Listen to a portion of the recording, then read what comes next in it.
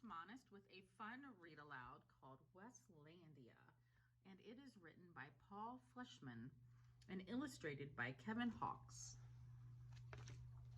It's kind of like a fun springtime story about things growing.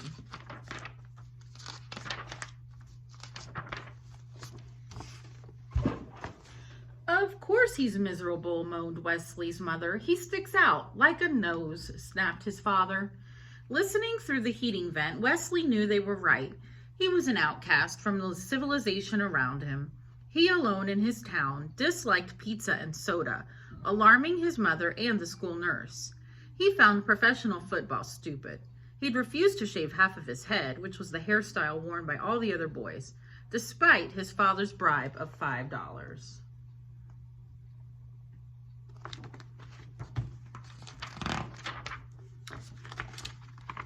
Passing his neighborhood's two styles of housing, garage on the left and garage on the right, Wesley alone dreamed of more exciting forms of shelter.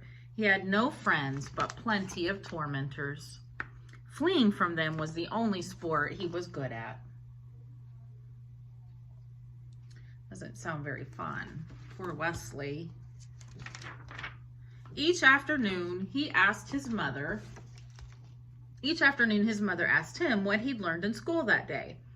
That seeds are carried great distances by the wind, he answered on Monday. That each civilization has its staple food crop, he answered on Thursday. That school's over and I should find a good summer project, he answered on Friday. As always, his father mumbled, I'm sure you'll use that knowledge often. Looks like he enjoys reading. Look at all those books. Suddenly, Wesley's thoughts shot sparks through his eyes. His eyes blazed. His father was right. He could actually use what he'd learned that week for a summer project that would top all his other summer projects. He would grow his own staple food crop and found his own civilization.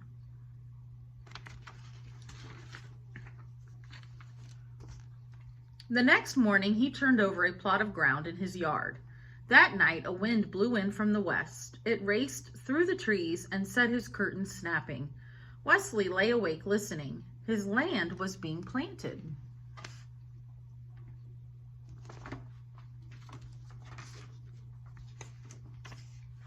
"5 days later, the first seedlings appeared.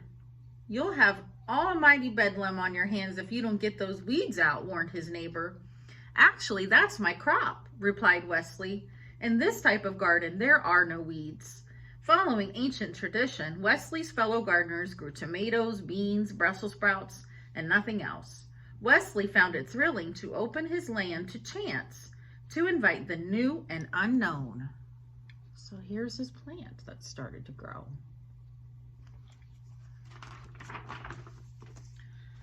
The plants shot up past his knees, then his waist. They seemed to be all of the same sort. Wesley couldn't find them in any plant book. "Are those tomatoes, beans, or Brussels sprouts?" asked Wesley's neighbors. "None of the above," replied Wesley. Fruit appeared, yellow at first, then blushing to magenta. Wesley picked one and sliced through the rind to the juicy purple center. He took a bite and found the taste an enhancing blend of peach, strawberry, and pumpkin pie, and flavors he had no name for. Peach, strawberry, and pumpkin pie. That sounds delicious.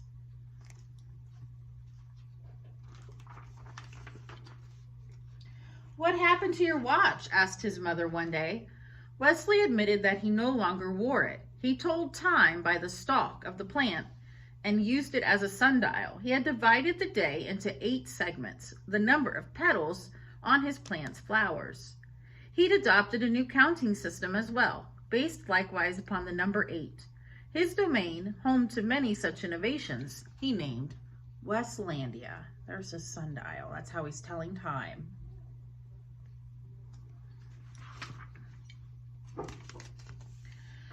Uninterested in traditional sports, Wesley made up his own.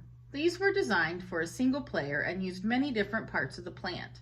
His spectators looked on with envy, realizing that more players would offer him more scope. Wesley invented other games that would include his schoolmates, games rich with strategy and complex scoring systems. He tried to be patient with the other players' blunders.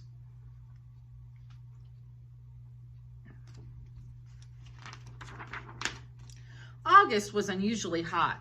Wesley built himself a platform and took to sleeping in the middle of Weslandia.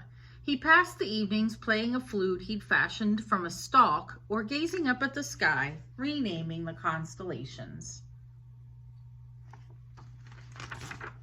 Here's a picture of Wesley during the nighttime, sleeping in a hammock, playing his flute.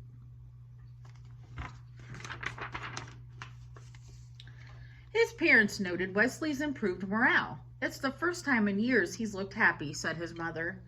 Wesley gave them a tour of Weslandia.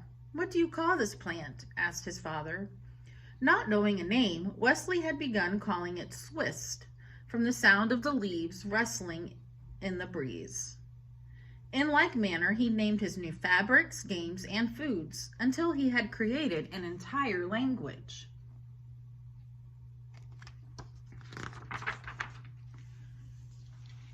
Mixing the plant's oils with soot, Wesley made a passable ink.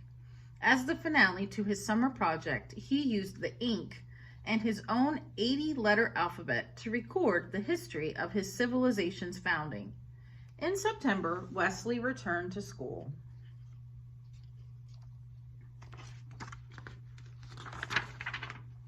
He had no shortage of friends. What an exciting summer, and everybody loved it. And he has his own language. I hope you enjoyed this story. Have a great day.